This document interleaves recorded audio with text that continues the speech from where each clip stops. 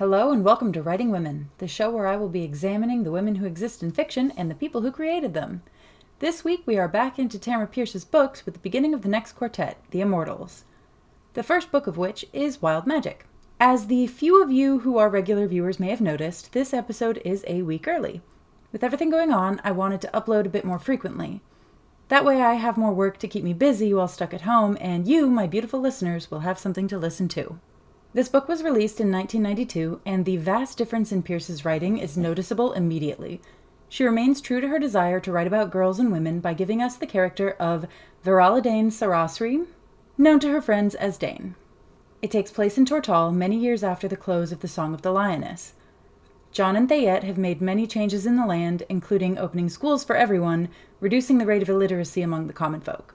They have also decreed that it is legal for women to try for their shields openly, though none have yet tried since Alana.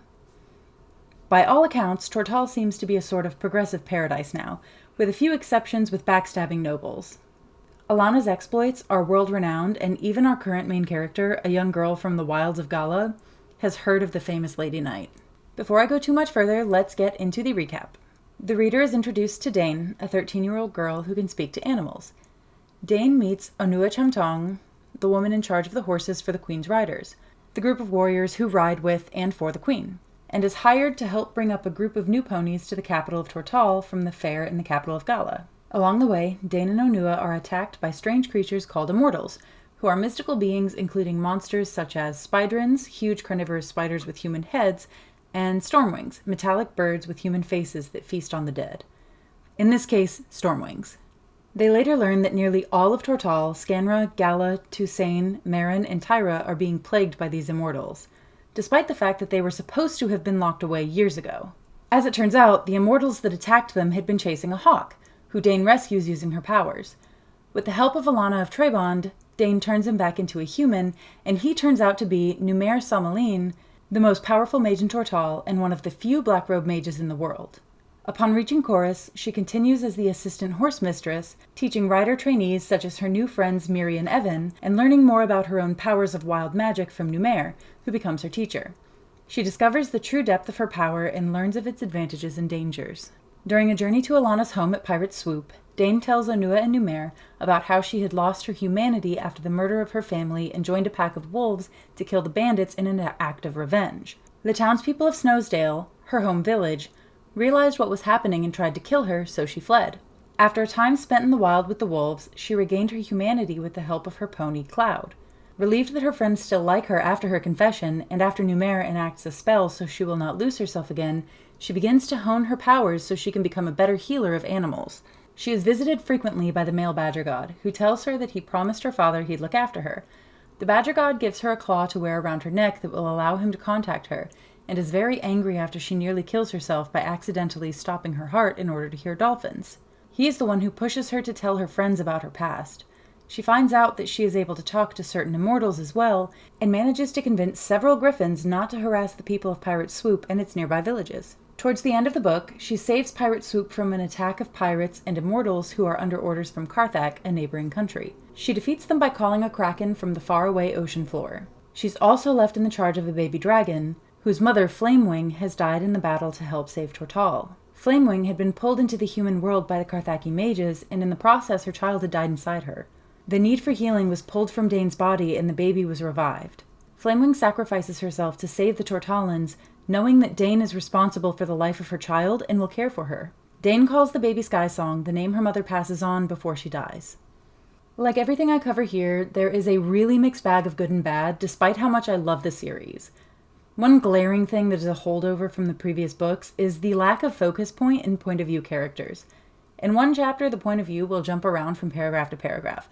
One paragraph will be from Dane's perspective, then the following paragraph will be from Numair's or Onua's, while Dane is still in the scene.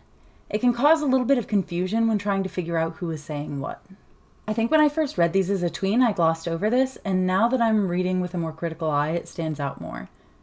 This seems to be a really common complaint about Pierce's books from adult readers. It is really important to note that a talent Pierce has is writing to her intended audience.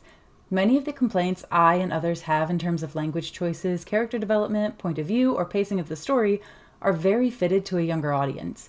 Action moves quickly from scene to scene, and more often than not, conflicts will wrap up very neatly. That is a tactic to keep a young reader whose attention is maybe wavering away from books invested and feeling excited about what is going on in the story.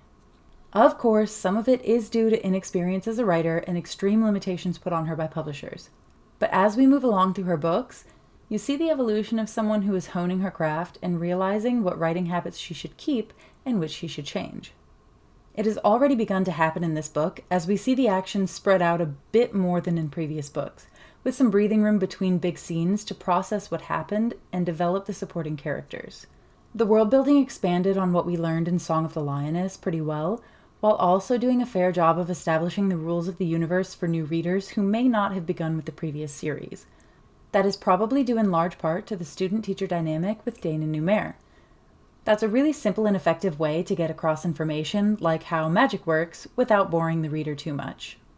This book was the first one, even when I first read them many years ago, where I noticed how cinematic her writing is.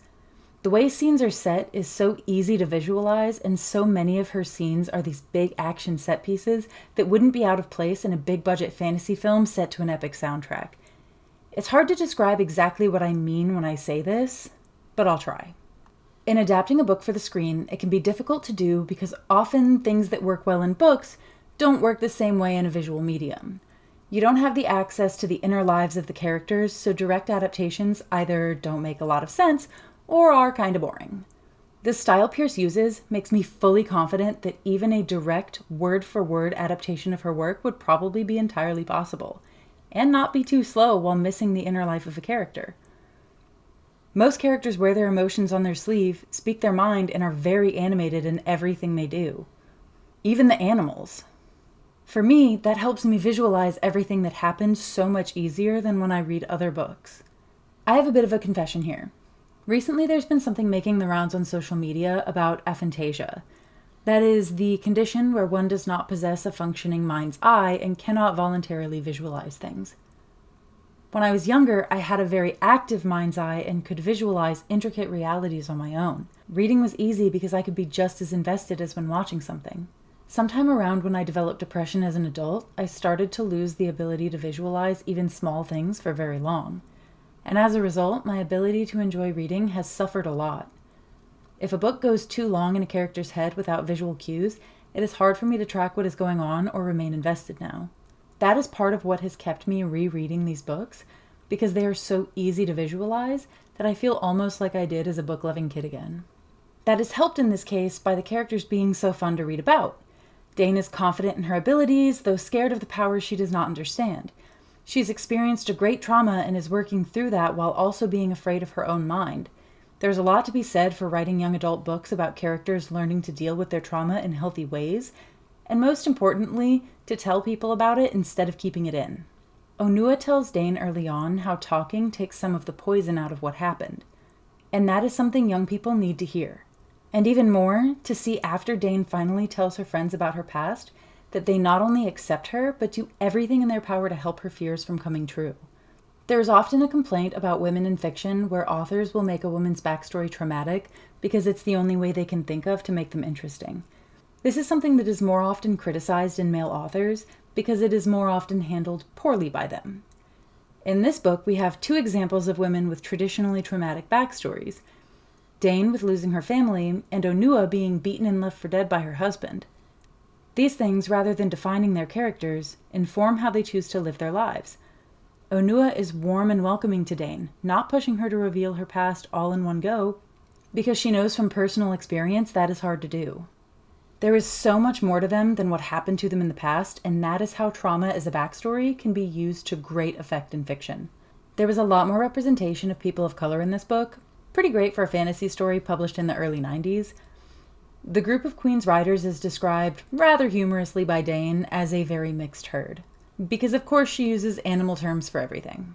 Many of the men Alana rides with are darker skinned. That shows us that the Vizier continue to be a crucial part of life in Towrd. Though I do have some complaints about Sarge, the only prominent black character in the book, being a former slave. It's basically a trope at this point that even in a fantasy story written by a white author, where there are griffins, dragons, half-human, half-spider creatures, and gods that actually speak to humans, and tangibly exist, that Black people are still slaves in that universe. Like, they cannot imagine any other possible traumatic backstory for that character that doesn't involve slavery. That about does it for Wild Magic. I hope you will join me next time as we continue through Tamora Pierce's Immortals Quartet. If you like this video, please actually like this video. It really does help me out. Don't forget to subscribe and share with any of your friends who may like to join our book club. As always, if you have any thoughts to add or disagree with me at all, please share in the comments below. And if you would like to help support me on Patreon, go to patreon.com/writingwomen. Thank you to my current patrons, Mary Doc Brandybuck, Ms. Psycho, Amy Chu, aka The Doctor, and Bruce. Just Bruce. See you next time.